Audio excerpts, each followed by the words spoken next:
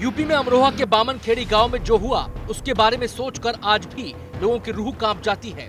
उस जघन्य हत्याकांड को शबनम और उसके प्रेमी सलीम ने मिलकर अंजाम दिया था। ये शबनम का वो घर है जहां कभी खुशियां बसा करती थी, आज सन्नाटा पसरा हुआ है।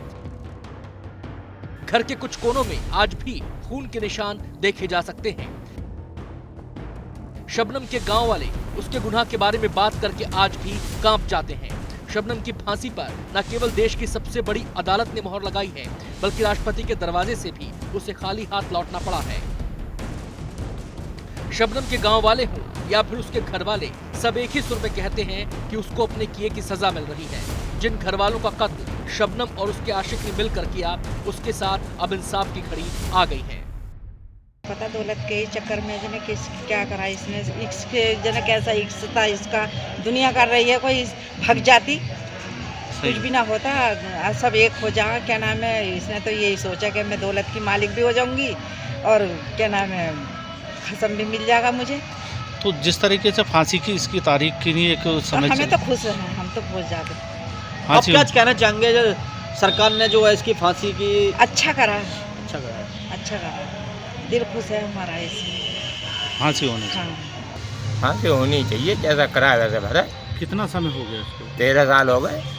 किस तरीके से इसने जो है अपने मतलब घटना को अंजाम दिया था, क्या था पूरा मामला? ये तो हम तो यहाँ रह ही ना थे, हमें क्या मालूम। कितनी जानकारी है आपको? बस इतनी जानकारी कि 2 बजे है, 2:10 में हम यहाँ आ गए जी। हाँ। तो क्या देखा आपने?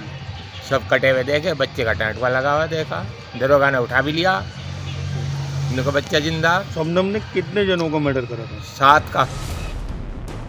बामनखेड़ी कांड अब केवल इसलिए चर्चा में नहीं रहा कि वो बेहद खौफनाक था, बल्कि इसलिए भी सुर्खियों में आ गया है कि शबनम की शक्ल में आजाद भारत में पहली बार किसी महिला को फांसी होने जा रही है। यूं तो पहले भी कई महिलाओं को फांसी की सजा सुनाई गई है, लेकिन किसी न किसी स्तर पर फांसी पर मुहर नहीं लग पाई।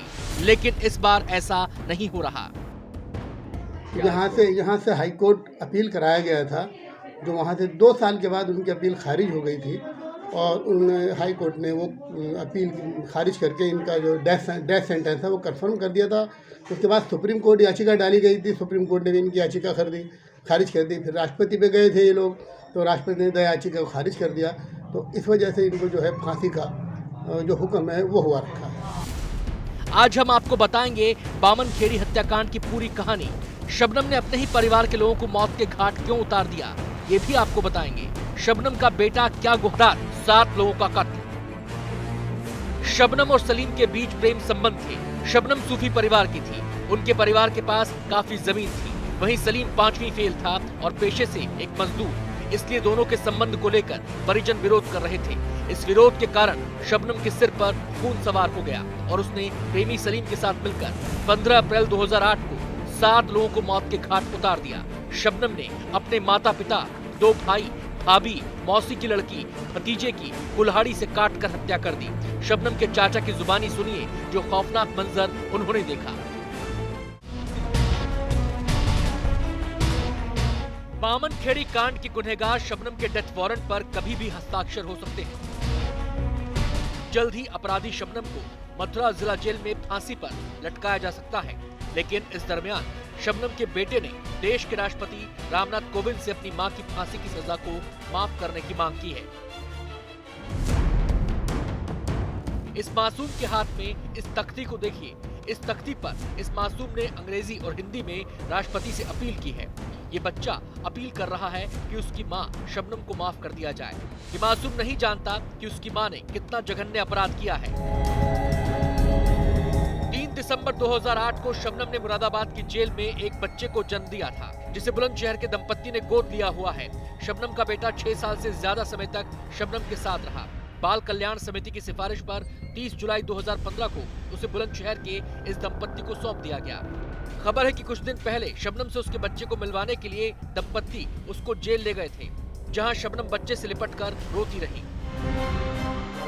शबनम के बच्चे को अपनाने वाले दंपत्ति का कहना है कि बच्चा बुलंदशहर के प्रतिष्ठित स्कूल में पढ़ाई कर रहा है और वो जहां तक पढ़ेगा उसकी पढ़ाई और परवरिश का मुकम्मल इंतजाम है। वो ये भी कहते हैं कि शबनम के नाम पर काफी प्रॉपर्टी है। वो शबनम से कह चुके हैं कि इस प्रॉपर्टी को स्कूल, कॉलेज, अस्पताल जैसे किसी अच्छे काम के लिए दान कर दें।